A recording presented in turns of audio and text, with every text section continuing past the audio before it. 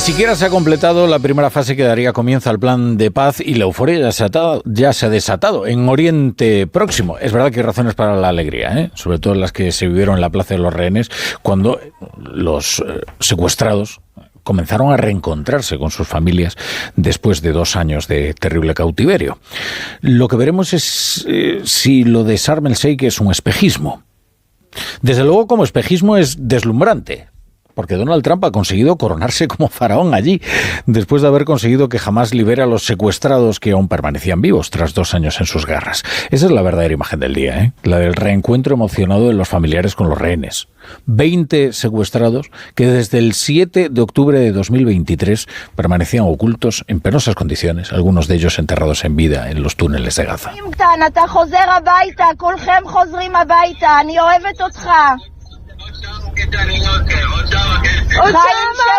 Y que por fin han podido reencontrarse, hablar con sus familias y abrazarse a ellas. Pero si decimos que la primera fase no se ha completado es porque todavía hay cadáveres a los que jamás les niega digna sepultura. Son secuestrados que murieron durante el cautiverio, y la entrega de cuyos restos a sus familiares es otro de los compromisos adquiridos por los terroristas para dar inicio a la tregua. Jamás está obligado, en virtud del alto el fuego, a entregar los restos de los rehenes fallecidos, pero no está claro con qué rapidez lo hará. Dicen que ya han entregado a 4 y los han identificado. Ahora les damos incluso sus nombres. Pero todavía faltarían 24. 24. Y ya hay voces en Israel que hablan de un incumplimiento de los términos de los acuerdos. Según el acuerdo, Israel responderá con la liberación de 250 prisioneros palestinos que cumplen cadena perpetua en Israel y de otros 1.700 que fueron detenidos durante la guerra. Pero Trump no ha querido esperar y ha querido empezar ya de inmediato con los fastos de la paz y hacerlo pues a la manera de Trump, que es muy fastuosa. Ha hecho viajar a Sharm el Sheikh a los líderes mundiales, les ha hecho desfilar uno a uno para saludarle en una especie de besamanos real. También a Pedro Sánchez, que se ha sometido disciplinado y sin rechistar a esta liturgia. Luego Donald Trump ha posado con todos ellos una foto del enorme poderío reunido en Sharm el Sheikh y, bueno, a la forma de Trump ha iniciado el show, ¿no? Con esos discursos improvisados, ¿no?, de Donald Trump, que son casi más de un presentador de la televisión que de un líder político. Ha ido dando paso incluso a algunos de los presentes. Aquí está Reino Unido y aparecía Keir Starmer. Ahí está Giorgia Meloni y la italiana. También se ha referido también a España y a Pedro Sánchez. Spain. With Spain. Are you guys working on him with respect to the GDP? We'll get close, but fantastic job you're doing. Y es al único, a Pedro Sánchez, al que le ha puesto deberes, porque le ha recordado la gran divergencia, la gran tarea pendiente. Le he dicho lo del GDP. El GDP es el Producto Interior Bruto. Lo del Producto Interior Bruto es elevar el gasto en defensa, como el resto de los países de la OTAN, al 5%. Ya saben que hay reticencias, que Pedro Sánchez ha dicho que no lo hará y que en consecuencia y debido a esta rebeldía, pues Donald Trump ha propuesto incluso expulsar a España de la OTAN. Le ha dicho, bueno, ya nos acercaremos, nos estamos acercando. Y fantástico trabajo el que está haciendo, que es una coletilla de Donald Trump, con el que suele despedir a sus interlocutores. Fantástico trabajo.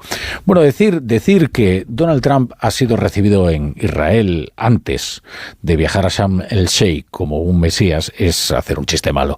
Pero desde luego no se recuerda un recibimiento semejante a un líder internacional. Es difícil definirlo de otra manera que como mesiánico. Es cierto que nunca desde Camp David II, al comenzar este siglo, se había invocado la promesa de una paz duradera en un lugar huérfano de esperanza como es Oriente Próximo. Veremos si no es un espejismo. Ahora, como les digo, desde luego como espejismo es deslumbrante. La brújula con La Torre.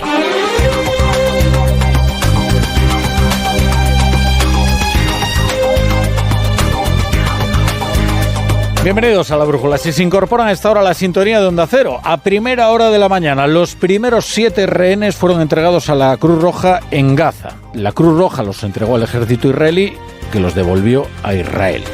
Horas después fueron liberados otros 13 rehenes. Y así, Los 20 secuestrados que permanecían vivos en las garras de Hamás desde aquel 7 de octubre de 2023 fueron puestos en libertad y se reencontraron con sus familias. Esta es la primera parte del acuerdo que pondría fin a la guerra. Lo que ocurre es que ahora el ejército de Israel ha ido tomando posiciones en la línea de repliegue. Hay movimientos, y hay movimientos de tropas. Porque el gobierno de Netanyahu denuncia dos cosas. Una, que jamás no está restableciendo el orden en Gaza, sino que ha aprovechado el repliegue israelí para matar a sus adversarios y para desatar una guerra de clanes y para ajusticiar a aquellos que considera colaboracionistas. Bueno, entre ellos, por cierto, algún conocido influencer, como por ejemplo este que se llama Saleh al-Jafari. Este habría sido asesinado por uno de los clanes que han emergido en cuanto se retiraron las tropas de Israel, porque se han producido efectivamente combates. Lo que denuncian desde Hamás es que son clanes que han sido apoyados por Israel y armados para crear una suerte de guerra sectaria en la Gaza posguerra. Bueno, veremos si efectivamente es posguerra o es demasiado optimista hablar de posguerra. La otra denuncia del gobierno de Netanyahu es que jamás no está ofreciendo información sobre lo que va a hacer con los cadáveres de aquellos que, secuestrados, murieron cautivos en Gaza. Las brigadas de Al-Qassam entregarán hoy lunes 13 de octubre de 2025 los cuerpos de los prisioneros sionistas. Esto decía la milicia terrorista. Ha aportado las identidades: Gioy Yud, Yossi Sharabi, Bipin Yossi y Daniel Peretz. Así que 24 cadáveres de rehenes siguen aún en Gaza y se desconoce su paradero. Y este puede ser el primer obstáculo que se tope la Pax Trumpiana. Aunque en Gaza hay un total de 28 cadáveres de cautivos, las autoridades israelíes ya estaban al tanto de que el grupo islamista no había logrado recuperar todos los cuerpos. Ya les contábamos hace unos días que Hamás decía que ignoraba dónde se encontraban los restos de 7 de los secuestrados que tuvieron que abandonar en su huida del ejército israelí en alguna de las operaciones en alguno de los lugares de la Franja de Gaza. Por ello, ya en las negociaciones del alto el fuego, las partes acordaron que una entidad internacional participaría en la búsqueda de los cadáveres que Hamás no ha entregado todavía. En cualquier caso, si quisiera reanudar las operaciones a Israel, no tengan ustedes duda de que este va a ser el casus belli. Y mientras tanto, en Sharm el Sheikh se ha desplegado el espectáculo de la paz con una imponente foto del poder mundial reunido en torno de Donald Trump. Con su particular estilo, Trump les ha dado la bienvenida y ya les hemos contado parte de lo que ha sido el espectáculo. Ahora, lo importante es, sobre todo, una frase pronunciada 3 veces por Donald Trump, por si alguien tenía alguna duda. The war is over. The war is over. The war is over. Okay, you understand that? Que no es John Lennon, es Donald Trump. En realidad, esta escueta declaración, The War is Over, es lo más significativo de la cumbre, porque es lo que pretende proyectar Donald Trump. Es lo que Trump pretende meterle en la cabeza a todos y arrastrarlos así a una paz inevitable. Por más que el gobierno israelí no haya querido asumir esa idea de que la guerra ha terminado y rebaje las expectativas a una tregua o a un alto el fuego para seguir negociando. De hecho, Benjamín Netanyahu no está con los líderes mundiales en Sharm el Sheikh. La razón que ha aducido es endeble. Netanyahu se agarra a una festividad para los judíos. Hoy es 13 de octubre, Hoshana Rabbah, el 7º día de la festividad de Sukkot.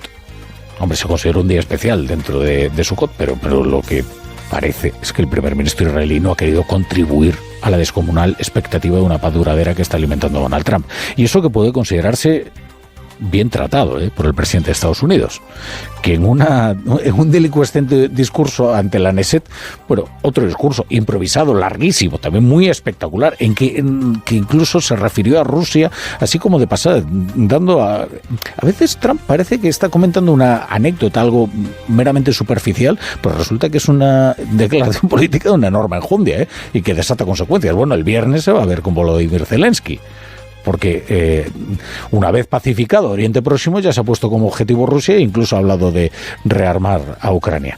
Pero en lo que se refiere a Oriente Próximo, lo fundamental es que ha querido reforzar la figura del primer ministro Benjamín Netanyahu, lo ha cubierto de elogios, bueno, hasta le ha pedido su indulto al presidente Herzog, si es que prosperan las causas judiciales contra Netanyahu.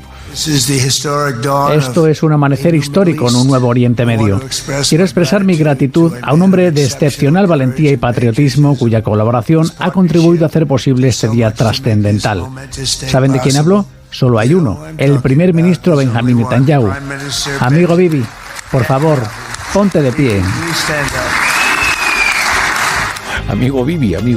Y Bibi se ha puesto en pie, claro, y ha recibido la ovación de los suyos, ¿eh? La Knesset es un parlamento muy dividido, ¿eh? Y tampoco es que tenga una mayoría exuberante, el Likud. Por cierto, que Bibi tiene una explicación. Tiene una explicación para la gran pregunta, y es ¿por qué ahora? ¿Por qué ahora la paz? Lo que dice Netanyahu es que la demostración del poderío militar israelí, combinado con el liderazgo de Donald Trump, ha logrado poner fin a la guerra. Y a ver, es interesante analizarlo, porque efectivamente Trump ha arrastrado a todo el mundo a Sharm el Sheikh, y como decimos a todo el mundo, es hasta Infantino, el de la FIFA, a Sharm el Sheikh, con ese entusiasmo delirante suyo, ¿no? Pero que al final consigue resultados. O sea, desde luego una foto de todo el poderío reunido conspirando para la paz. Y lo que hoy se ve como el verdadero cambio de signo en la guerra fue la demostración de superioridad militar que Israel hizo contra Irán. Es decir, sin Irán no habría habido un 7 de octubre. Y con Irán jamás no hubiera entregado a los rehenes. Porque lo cierto es que la guerra se la ganó Israel a Irán. Es muy interesante un artículo que hoy publica el New York Times y que se pregunta precisamente ¿por qué ahora? ¿Por qué ahora? Y hay un párrafo que yo creo que es crucial, en la que dice que la muerte de Yahya Sinwar, que era el líder de Hamas, de las brigadas de Al-Qassam de Hamas, sumió a Hamas en una crisis de liderazgo. La presión militar de Israel aumentó a medida que se agotaba el suministro de municiones de Hamas. Y la guerra de 12 días con Irán realmente cambió el rumbo. De eso informan además algunas personas muy conocedoras de la región, como Brett McGurk, que había negociado para la administración de Bush y luego dirigía las conversaciones para Biden. Así que de repente Hamas se dio cuenta de que ya no podía confiar en Irán, que era el país que lo había financiado y abastecido. Y esto lo que indicaría es que efectivamente la guerra la desató Irán, y la guerra se la ganó Israel a Irán con una demostración de poderío militar que hizo que los ayatolás se lo pensaran. Aquí la clave de una paz que en realidad aún no ha llegado. Lo que hay por el momento es una tregua, y a pesar de la espectacularidad de lo que se ha montado en Sharm el Sheikh, es una tregua frágil. En Onda Cero, La Brújula, Rafa La Torre.